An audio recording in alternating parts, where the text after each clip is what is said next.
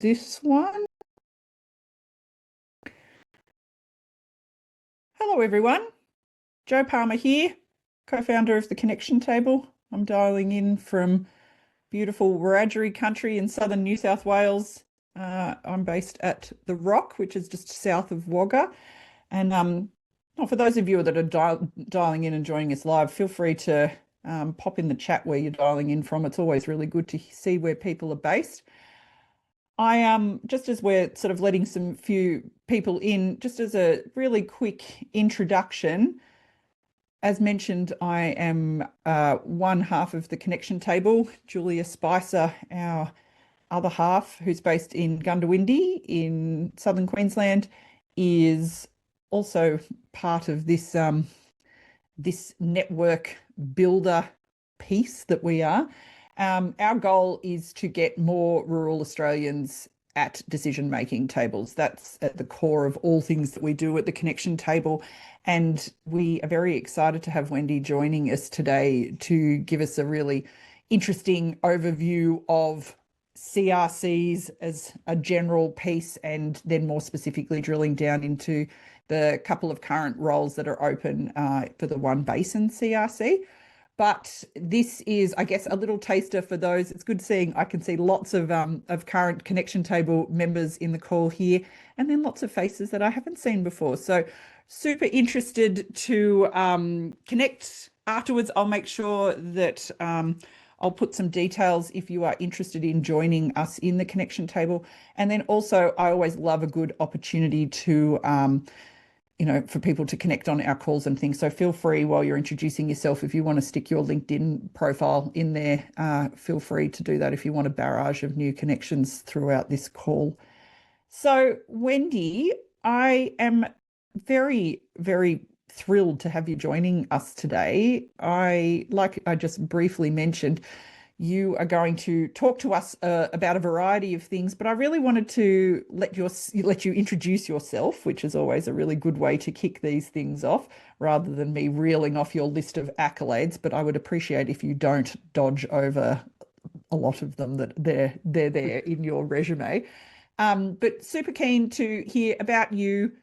Give us a bit of an overview of your board experience, and then we'll sort of drill down into the CRC model, how those sort of work, what does the recruitment process look like for those boards, and then we'll go into the specifics and ensure that all of these people that are joining us can have lots of opportunities to ask questions. So I'll hand over to you, Wendy. Thanks for joining us.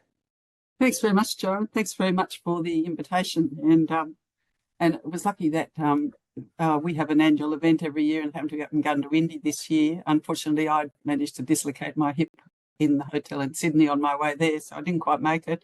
But one of our other board members had a long chat, I think, to your colleague, Julia, and Julia Spicer, and she suggested the Connection Table, that we get in touch with you guys about what we've got a couple of director vacancies. So I'm really pleased to be here. I actually looked up the Connection Table on the web. Just a bit of background about me. I was actually born in Canberra. Not many people my age were. It was a much smaller place then. Went to ANU and studied zoology, and then, started off doing history and things, and then ended up in zoology. Then I went off to Canada to do a PhD in fisheries, because you couldn't do one in Australia in those days. And so I did that. I really enjoyed that. I lived on the west coast of Vancouver Island in a tiny fishing village of about 200 people, on and off for about 3 years, which was just great. And then I came back, and I had a chance to go and work on the Barrier Reef. I came back and I started working in the Federal Environment Department. I had a chance to go and work on the Barrier Reef for 3 months with the newly established Great Barrier Reef Marine Park Authority. And so I thought, that's great. I've never been to Townsville. I've never seen the reef, and being into fisheries, I thought, what a great opportunity. So I went up for 3 months and ended up staying 17, 18 years, and met my husband up there, and then stayed there until I'd done everything I really wanted to do there. Came back to Canberra and was the CEO of the National Farmers Federation for 5 years, the first woman who was there. We had a really interesting time. It was a time of privatisation of Telstra, the GST was introduced. So it was a really, really interesting time. And then from there, I basically went on and started being involved with boards pretty much. Well, I had been on the board of the Australian Institute of Marine Science, which was in Townsville. But after the NFF, I did end up with another full-time job. I was the CEO of the Murray-Darling Basin Commission for a few years before the federal government took it over and made it the Murray-Darling Basin Authority. But after that, it was a series of boards and doing a few reviews. And so it's a really interesting combination. If it's interesting, I'll take it. I'll do it. And if it's not interesting to me, it might be to other people, but if it's not interesting to me, I won't do it. Because if you're not kind of motivated to do the work, you might as well not be there. And I suppose the other criterion I use is if someone suggests something that's really out of my normal kind of environment, ag, general public policy stuff, that's different, that's what's really attractive to me, actually. So you get into really interesting things. So and I'll go back a bit of history, but just at the moment, I'm chairing this CRC board. I'm on the board of the Australian Infrastructure Financing Facility for the Pacific, which is a foreign affairs thing. And we recommend to the government infrastructure for Pacific Islands for transport, communications and energy. And these are really kind of big projects. It's all about, clean energy, for the energy stuff, but it's also, giving the Pacific Islanders reasonable sort of transportation, reasonable communications infrastructure and energy infrastructure. And that's a fascinating one. The other fascinating one I'm doing at the moment is I'm chairing an advisory board for the Royal Australian Mint. And they're the people who make the coins. And as you know, people aren't using cash as much as they used to. I think it's only about 13% of transactions are in cash these days. And so the question is, what does the Mint do? What does the government want the Mint to do? So it's really interesting being on that board, advisory board, to look at, what the future of cash is. It's particularly interesting because I was lucky enough to be on the Reserve Bank board for 5 years. At the beginning of COVID, it was COVID, and then we had the invasion of Ukraine by Russia and all the things that led to. So we went through, a period of reducing interest rates a bit, and then interest rates, increasing as inflation increased. And I finished in 2023, I think. But I really enjoyed that job. It was so different. So. Yeah, so doing different things is something that really, really attracts me. So when I as I said, I joined the Australian Institute of Marine Science as the council in Townsville. And then when I moved to Canberra with the NFF and stayed in Canberra for a while, went to Adelaide briefly and came back. But I've essentially been on a really interesting series of boards, like the Australian Fisheries Management Authority. I chaired that, the National Competition Council. I was a board member and chaired that. What else? I was on the University of South Australia Council, the University Council. That's really interesting too, because the governance of the University Council, I know it's been a bit in the news here, especially ANU, but the governance of University Council, when you compare it with a normal board, is really quite weird and different. But it's all really quite fascinating. One of the boards I enjoyed most was the board called World Fish, which is one of the United Nations International Agricultural Research Organisations. There's about 10 of them, and they cover, there's one for grains, there's one for livestock, etc., one for forest, that sort of thing. And this one's World Fish, given my background in fisheries. And it was based in Penang, and it was just really interesting, trying to do things mostly for developing countries. So you're trying to think up research programs that'll be really actually useful in developing countries. What else? As well as I've been on a couple of other CRC boards early on. Well, the first CRC I was involved in was the Great Barrier Reef one in the very early days of the Cooperative Research Centre program. And that was probably in the early 90s. And I was running the reef fish program there. And then I was on the coastal impact CRC on the board of one of those and the board of a greenhouse one early on. So I've had a bit of experience from different perspectives on different CRCs. It started off as a federal program, which was mostly public interest, cooperative research centres, and industry would, be part of it as well. But it was, and government, but it was public interest. And then the government, I can't remember which one, changed it so it became very much an industry research program, industry-led, and industry contributed. And so ours in the current CRC, One Basin CRC, is all about, the Murray-Darling Basin, the biggest basin. It's probably the, central point of Australia's agricultural production, produces more irrigated agricultural production than, anywhere else in Australia. It's significant contribution to Australia's agricultural production generally. But there's also communities there, there's also tourism there, there's also First Nations there.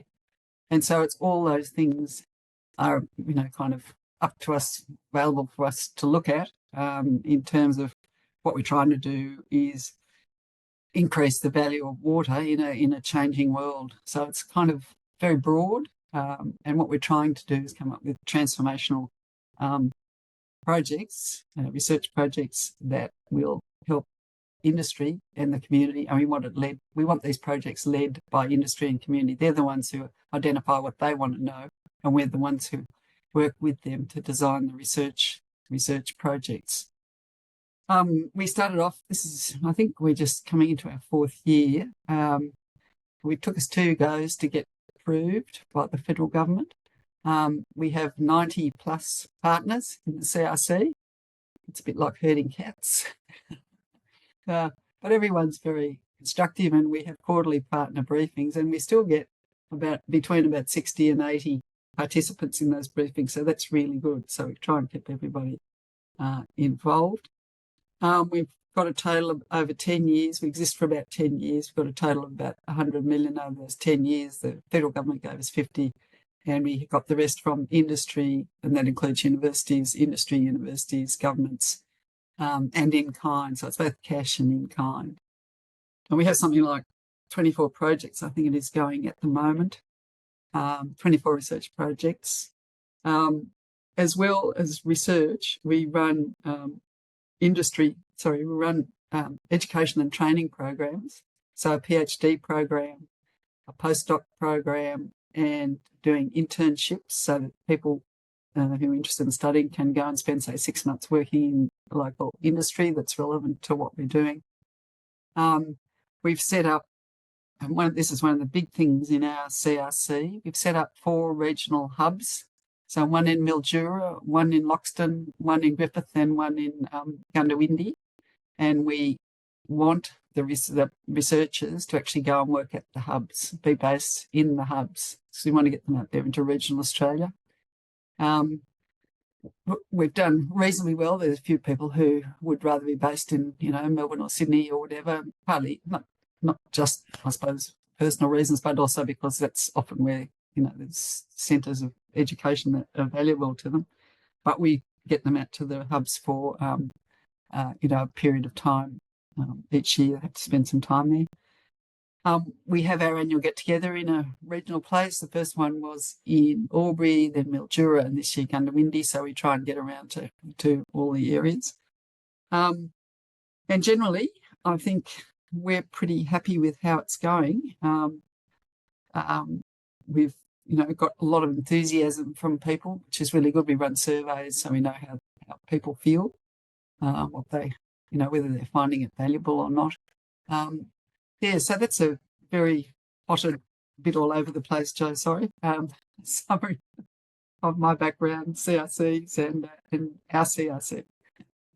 Well, thank you, Wendy. I think I could just see lots of nodding the whole time that you were talking. So I think, one, you have very much set the scene with your street cred and why we are very thrilled to have you here. So thank you for sharing sort of a brief insight into your career and your experience. And I think I wanted to sort of hone in on that CRC experience because the One Basin CRC is not your first rodeo. You sort of mentioned briefly sort of the setup of the CRC and how the One Basin one has evolved and is being delivered.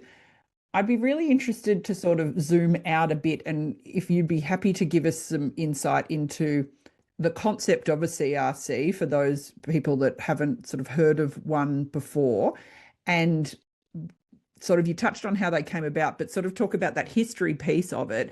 And then I'd be really interested to sort of talk then through around what that process looks like when you're building out the board around those CRCs. Well, the aim of CRCs these days is really for research to be focused in particular areas of industry where you can get groups of industry and researchers who share a joint aim as to to researching a particular area, and then the government, if the industry and universities will put money into these programs, then the government is prepared to match it. It's a competitive process. Every year the government approves, I think it's probably 2 or 3, maybe 4 in a good year, 4 CRCs. There's always quite a few in operation because they go for 10 years. So you have guaranteed funding for 10 years. That's why it's so valuable a program, I think, because there aren't many research programs where you're going to get usually, grants are usually 2 or 3 years. But this is 10 years, so you're guaranteed for 10 years. So you can do some really substantial work over a 10-year period. And the thing about cooperative research centres is the intention is that they're industry-driven, they're really industry-focused. And if you're not sufficiently industry-focused, then the government won't agree to fund it. So we had a year where we went up, you put in this long application. This was all during COVID, so it was really interesting. So I hadn't even met half the main researchers. I think I'd met the CEO once very briefly before COVID, but we were all doing this online. So you put in a long application, they read it, and then there's a short list, and so that you get asked all these questions that they didn't think you answered properly. And so you go back with another round, and then they decide whether they're going to interview you. And usually they interview about half a dozen, and then out of that they might pick two or three CRCs for that year. But they give you really good feedback on what you didn't do, so that if you want to go again, you've got really good guidance on what you need to clarify. So we put our first application in. We knew we wanted to work on the Murray-Darling Basin. And one of the reasons I was really keen to work on the Murray-Darling Basin was because I'd been the CEO of the Murray-Darling Basin Commission before it was taken over by the federal government and became the authority. And the early years of the authority, as you may recall, were very, not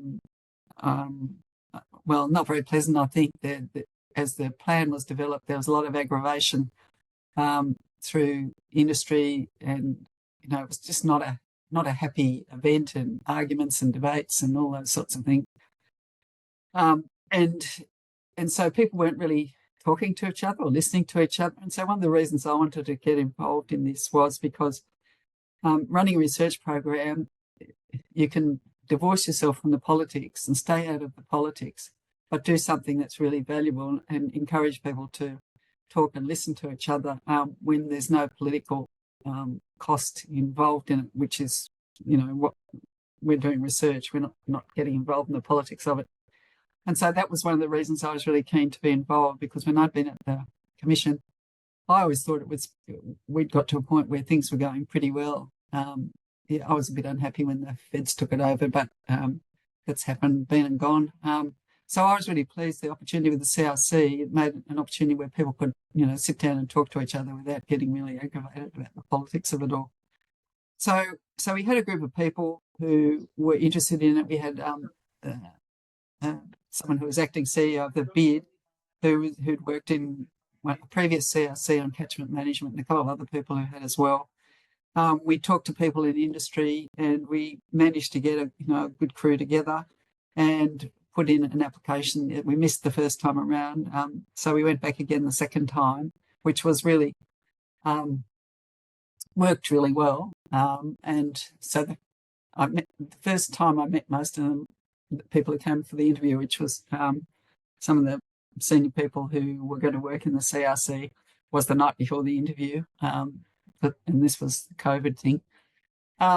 But it all worked really well. Everybody hit it off really well, and so the interview went really well, and we were actually pretty confident that we got through, and we did, which was just great. So then we asked our research partners, or the partners in the whole thing. So we had 90 partners. We asked people to put up potential names for board members, and we'd done this before we did the final interview.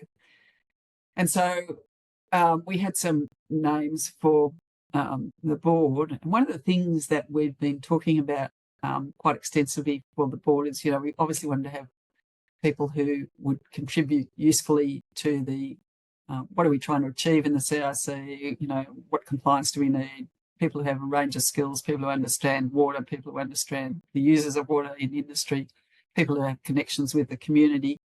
And we wanted the CRC to also have to elevate the role of First Nations in water management in the Murray-Darling Basin. Because while the federal government has said for a long time, there's 40 gigalitres allocated for First Nations for water, 40 gigalitres water, I don't think has ever actually been delivered to them, and they're not terribly involved in a lot of the activities that are ongoing in the basin. So we decided for the board that it was really critical that we have First Nations representation on the board. In our interview panel, the second time around, we had the First Nations person who's on the Murray-Darling Basin Authority board come along to explain why the CRC was valuable. He was really, really excellent and outstanding, and I think he was one of the main reasons we got funded. Just he was so persuasive and just presented it really well. So we decided we were going to have a First Nations person on the board. We had some more discussions about it, and then one of the partners proposed, well, why don't we have two First Nations people on the board, one male and one female? And the reason for that was as I understand it, the men look after river, sort of more responsible for river water, and the women groundwater. So having both having both male and a female First Nations person on the board, one would show some, real commitment to this issue and really trying to cover the field as best we could. So we did that in the first. It was a bit challenging getting the nominations. That makes it a bit more difficult. But it's in our constitution that we'll have one female and one male First Nations person on the board. So we got our first board together, and I'll just get rid of that. We got our First Nations people elected, and we also got a number of other people on the board who had a range of skills. One person comes from the long experience in the almond industry and the grape industry. Another person on various other CRCs, but lots of good industry experience. We had Fiona Simpson, chair of NFF, Alex Gartner, who's on a New Farm board, and I've been on various boards with her, FRRR and things like that. So we've got a range of people who are on this board, which is really pleasing. And we put them up for election, went through it. So it's worked very well, because the role of the board is like any other board, really. You're responsible for the financial operations at the end of the day.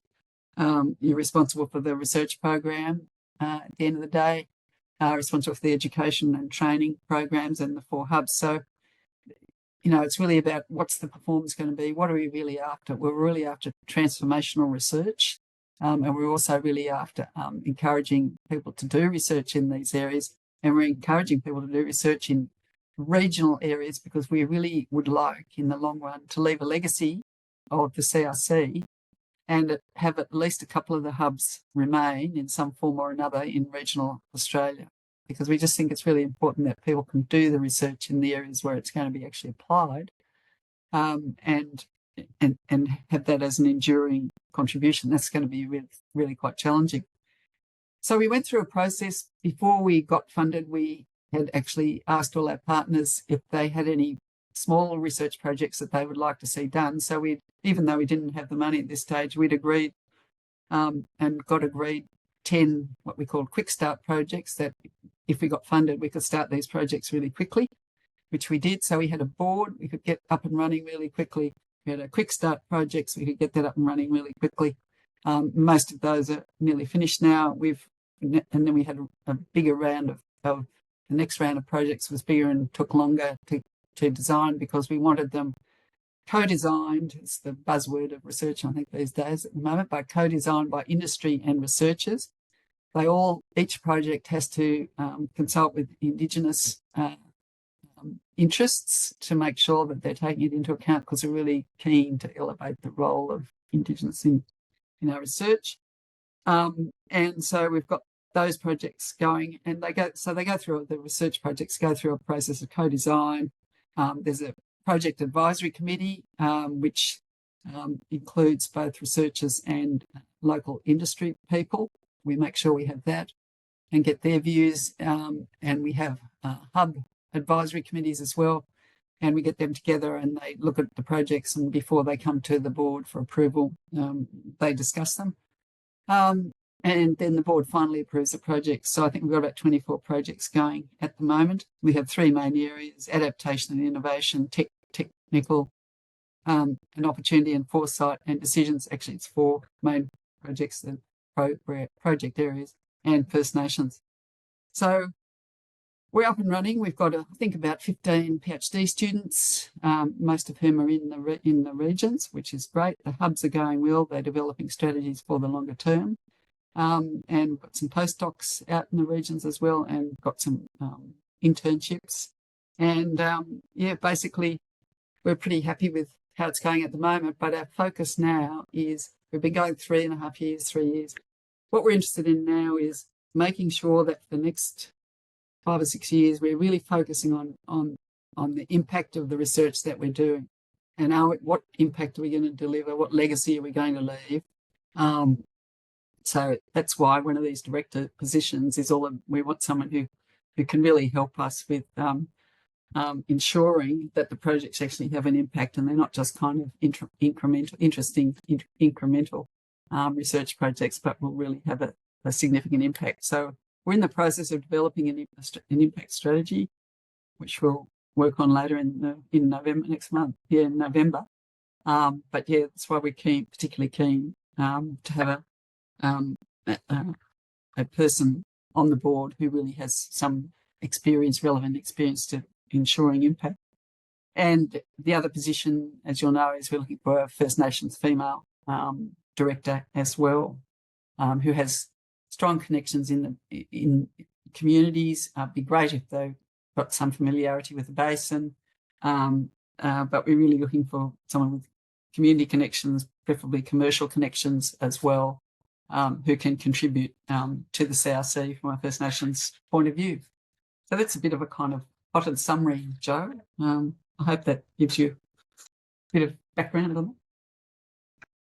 No, very much so. And it's fascinating hearing how much work goes in prior to a CRC even being funded, and the amount of maneuvering and negotiating and pretty much setting up, in for a better word, a company on the off chance that it gets funded for the 10-year process. So it's a really interesting, I've had a bit to do with a few, I guess, of that piece before funding with some CRCs. So I've sort of had a bit of an insight with that. But I thought I've got a number of questions that I'd like to ask, but I would be more than happy for people, if you want to raise your hand, for those that have dialed in live, and we can sort of answer any questions that people might have here. If you want to mic on and ask Wendy anything specific to the One Basin roles, or if there's anything on a broader sort of CRC thing there. Hamish, you're on. Oh, okay. I'm still playing with my knobs. I didn't realise what I was doing. I do have. G'day, Wendy. Hi, Hamish. We crossed paths years ago with the Murray-Darling Basin and the Rural Lands Protection Board. Quite honestly, that is the reason why I clocked on here. I got my all focused.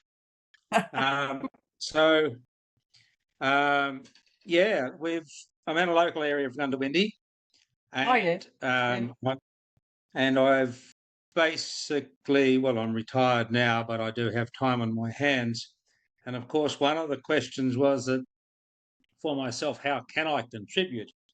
And I honestly wouldn't think that a director position for myself would be applicable because there'd be so many qualified people around. But most certainly, it's worth contributing to, because that period of my life was really a contributing time, from writing letters to actually sitting down and getting things done. And so if I can continue that, I will, of course, work with the local hub. Yes. Yeah, there's a local hub advisory committee. Yeah. Yeah. So the question is, I have two questions. Yeah. In my time on the Murray-Darling Basin Advisory Committee, we're always hampered by state and federal government's timing. You know, we'd get something done and then there'd be a state government change and then it would get under. Is that still a problem? I'm not so involved with the MDBA, you know, the Murray-Darling Basin Authority anymore. And once the feds took it over, they kind of, well, the states kind of reduced their input, I suppose, a bit. And the feds kind of run it. And they've given the states a fair amount of money one way and another. So the feds are sort of in charge, but they still have, you know, a group which brings all the states together. So I don't think it's such an issue as it was in some of those really fraught days. So, yes, but I guess there have been pretty fraught times through the water buybacks and things like that, you know, which is really more about between the federal government and the irrigators. So no, I think it's probably more amicable group of people these days, Hamish, with slightly less aggravation. Yep. You know. But I'm sure it's still... and my second question was, with our research, with all the research and stuff that's going on, who actions that? Is it industry or is it government? Well, what we're trying to do is do research with industry so that it's something they actually want to use and so that they'll pick it up and actually use it. So, for example, one of the projects we've got going is the use of brackish groundwater in times of drought to you know, increase the amount of water, that's water availability, you know, during times of drought. And that's actually been reasonably successful. Another one we've got going is how to reduce evaporation from farm dams. Now, if we can come up with a solution there, I have absolutely no doubt that, and if it's cost effective, you know, industry will pick it up. So similarly with the brackish water thing. So we're trying to find things that people actually want to have done that will add value to their, you know, to the what their commercial enterprises. Okay, thank you. Just for other people's not benefit, but my history was we started the Floodplain Association back in the early days, and I was the inaugural president of that. So that was my involvement in the water, and I've just been an observer ever since. Thank you very much for your time. No, thanks, Hamish. Thanks, Hamish. And I think that it's an interesting question around the government, I guess, changes and ebbs and flows at a state and federal level, especially because you've got so many state players in the basin. But am I right in sort of understanding what you said sort of earlier, that this CRC model has sort of removed, well, maybe not entirely, but reduced the amount of, I guess, fluctuations or influence that the governments play, because you've been approved for the 10 years and you get to go about doing what you're being set out to do? That's right. And we really deliberately stay out of the politics. You know, if there's things we think we can contribute to, like occasionally we write a response to a paper that they might put out, and we'll put something maybe in the conversation or put it out, you know, on the website, an article. But yeah, we just don't get involved in the politics of it. If we've got research that we can contribute to resolving an issue they're dealing with, yes, we'll you know, make our suggestions, but we're really as divorced as we can be from the actual Murray-Darling Basin Authority, which makes the decisions. We're really trying to keep at arm's length and really just do research that will help all those players in the basin, improve, particularly as climate change comes along and reduces the amount of water available for people. How's irrigators going to cope? How's communities going to cope? How's First Nations going to cope? All those things. So it's really trying to help in that respect, rather than get involved in that, this sort of business. It's your fault, my fault. Mm. Yeah, very much so. Julie, you've got your hand up there. Thanks, Joe, and thanks for your insights, Wendy. Very interesting. Just following on with that government aspect, and not only this CRC, but maybe CRCs more broadly. Absolutely understand the reason to stay away from the politics. Sometimes I think there'll be situations where industries or communities, to achieve what they want to, need a regulatory framework or changes, or some policy changes to enable the research impact to occur. And I just wondered if you could explain to me a little more, Wendy, because I'm trying to understand, what is the role of the CRC in that? And how does that side of things work? Well, if we've got a piece of research that's useful in terms of what might be done, then we're quite happy to put that forward. So, for example, the MDBA put out a paper fairly recently talking about how much water had been recovered in buybacks, and was water for the environment. And of course, one of the questions comes up is, well, is more water the only part of the answer, or are there other ways to help the environment which doesn't involve more water? And maybe it'll help where you're adding more water. So we were talking about the importance of doing it.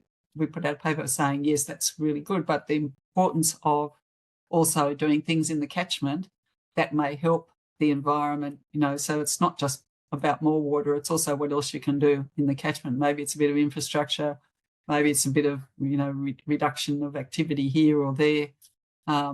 So trying to point out that there's a lot of localised things that you can do, as well as just adding water, that can help environmentally. What's in the catchment is really important. So yeah, that's an example of where we would, get into that sort of issue. Yeah. Okay. Thank you. Anne-Marie. And thanks, Wendy. It's great to hear your. Hi, Anne-Marie. Hi, great to hear your pathway. Very interesting twists and turns. Just a question about the process for application with the One Basin CRC. So, is my understanding correct that you put forward a number of applicants to the Tier 1 and Tier 2 partners, and then they elect, or is it the board that's selecting?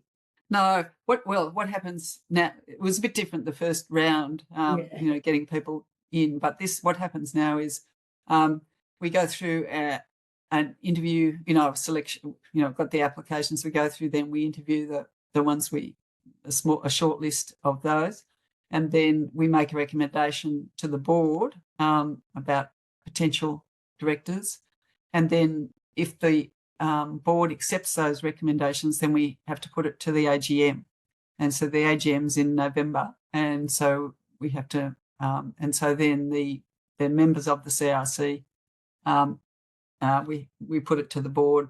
Put it to the AGM, and so those new directors have to be elected, and any directors who, we've got some new ones coming up, but there'll also be, I think it's one other director has to step down and is standing for re-election as well. So yeah, but they have to be elected at the AGM. Yep. Okay, but the board makes the recommendation. Yep. Correct. Yeah. Thanks.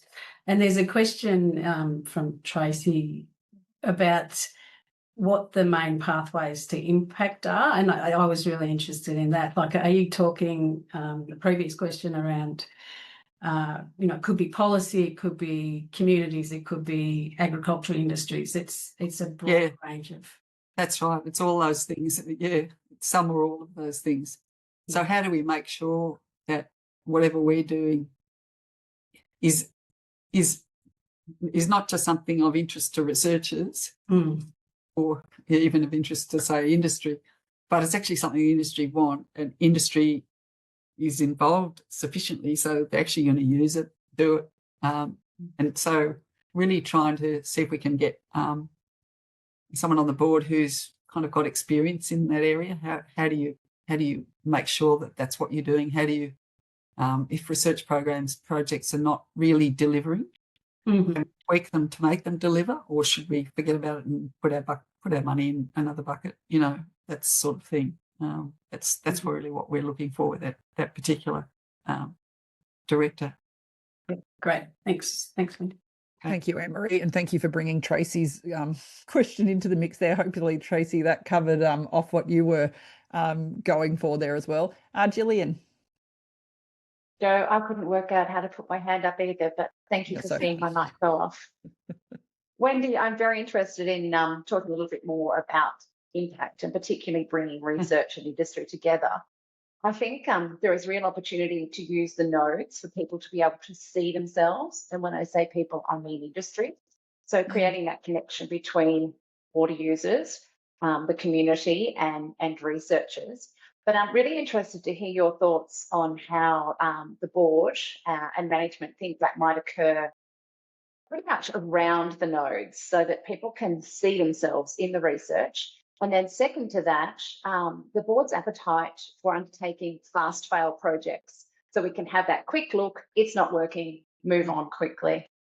And the first to answer your first question, one of the things we have in each of the hubs is a hub advisory committee, and all the research proposed by researchers in that area goes through that hub advisory committee, and then there's a cross-hub advisory committee, which is the chairs of all the hubs, and they meet and look at the research and basically saying, will this research be a goer in this hub, or is it irrelevant, kind of thing. And so we've got that kind of lens, trying to, and the people on the hub advisory committees are locals, locals in industry or community activities or whatever, people who are willing and interested to do it. So we do that, and also we also set up, once the projects are approved, the project advisory committee, which has the local hub manager as the chair, where the research is being done, but has a couple of industry people, a couple of other researchers to look at to reasonably regularly look at progress on the research project and suggest improvements or question things, or really give them a thorough going over, and try and make sure that they are going to be useful. And in a way, that's also, although we haven't talked about it as fast fail, I think we're probably getting to a point now where we're really concerned to make sure that we're not putting money in which is not going to come up with something that's really useful to people. So I think we'll probably be emphasising this more to the project advisory committees and the board through its impact strategy, and we're going to be spending a day doing this in November. Really trying to go through quite a few of the projects and say, what's working? Are there things that could be tweaked? And we're also asking the group that runs the whole research area, are there things that could be tweaked to make them more impactful? Are there things that should be added? Whatever should we think about canning this project? So we're going to try and put a more focused lens on impact, potential impact of the projects coming, later this year, so that we can really feel that we are. But we'll have to keep doing it, because you can't just do it and leave it. You've got to keep coming back to it and saying, is it working? Is it not working? What else do we need to do to tweak it? Yeah. So I guess that's the sort of thing that we're doing to try to deliver impact and fast forward. Yeah, that sounds great. I think that the chance to revisit, so the agility to revisit and the expectation that impact and the consideration of impact will be built in from the beginning of the program, and ensuring that that happens at each point in the assessment is a great start. It's always, and we've all seen it happen where research is headed off in a certain direction and it hasn't quite hit the mark, and no one's been brave enough to pull it up before we've spent 5 years undertaking something that wasn't relevant to industry. Exactly, and I think that's why it's really important that we have these industry groups that involve industry, because it's very easy for a researcher to drift off and follow their own little interest if no one stops them. Thank you for that, Gillian. Great question as well. I think, Wendy, this has been a really interesting discussion because people are getting to see sort of an under the hood little look underneath what the One Basin CRC sort of looks like, and those pieces that I guess you as a board member would get once you've got through the process and you're there and you get to have some insight.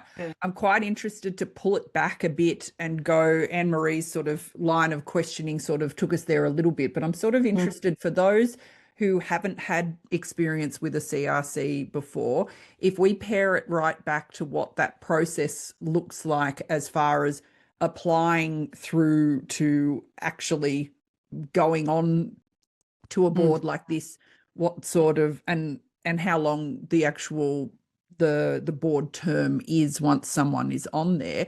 But I'm sort of interested because it sounds like there is a bit of a step that might not be how people would understand a board sort of process and application to look like, where it goes to that member piece at the AGM. So I'm quite interested to sort of hear what it looks like for someone from application through to appointment. Well, it'll be very quick this time because applications close on the 13th. Is it Monday the 13th? Monday? I think so. Yeah, Monday the 13th. Yeah, I think so. Yeah, it's next Monday. So we've already got someone assessing the applications that have come in, but anything that comes up to 9 o'clock Monday, 9 a.m. Monday, will be assessed. We'll look at them as well, and then we'll have a short list. And so we'll be doing interviews probably the following week. Sorry, Wendy, can I interrupt when you're referring to we? Oh, we, sorry. Can I get you to sort of just describe where you as chair and board are removed from this process, and where the CRC, is it the exec that are doing this process initially, or how does that sort of look? The exec is kind of organising the nuts and bolts, but we've paid a consultant who works, paid Directors Australia, because they're very, very good and they're very experienced in this. We paid them to go through all the applications and do a shortlist. I will be going through all the applications as well, and so will a couple of the other board members as well, to make sure that we all agree. And so late next week we'll be having a discussion, probably Friday, to come up, and that'll be me, the Directors Australia person who's been doing this, and the chairs of we have a Remuneration and Finance Committee chair, our People and Culture Committee chair, and our kind of Research Committee chair or IP chair. So the three of them, plus me, plus Directors Australia, will be sitting down with the applications and getting a short list by the end of next week. And then in the following week, we'll be interviewing 3 or 4 people of the applicants for each of the positions. So 3 or 4, we'll do 3 or 4 interviews for each of the positions. And then we will make a recommendation to the board, and we have a board meeting on the 24th or 22nd of November or something like that, I think it is. So we'll put it to the board, and then actually the board meeting must be before that. And then we put it in the papers that go out for the AGM. We send out 3 weeks ahead of the AGM, and the AGM, the members of the organisation, we're a company, under a company structure. There's actually only about half a dozen who are actually members, but they vote on the nominations that we put up. So that's the process. So it should all be finished by the end of November. It's rather quick, I know, but Okay, so it's not 90 organisations like I sort of heard you mention the things. Okay, so of the member organisations, I was like, wow, you have got a task ahead of you corralling those cats. No, they're all participants in the CRC, but they're not members of the CRC, you know, under the company structure. That's all. Yeah, members of the company. Yeah.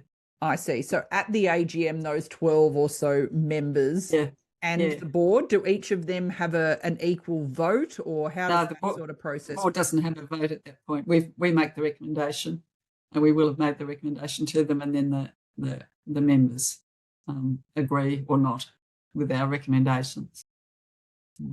I see. And then next steps, the appointments sort of go back out to the... Yeah, then we write back to people and let them know whether they're successful or not. And if they were successful, then we'll have an induction program, get them in, have a long chat with them. And then we have a board meet. I can't remember. No, we wouldn't have another board meeting, I don't think, till early next year. And that would be their first board meeting. So they have plenty of time to go through all the bits and pieces. And, you know, if they want to visit a hub or something like that, that would be, you know, a great idea, just to get familiarity with what's going on. So, yeah, that'd be the process. So we would certainly let people know by mid-December, everybody would easily have found out. Yeah. Amazing.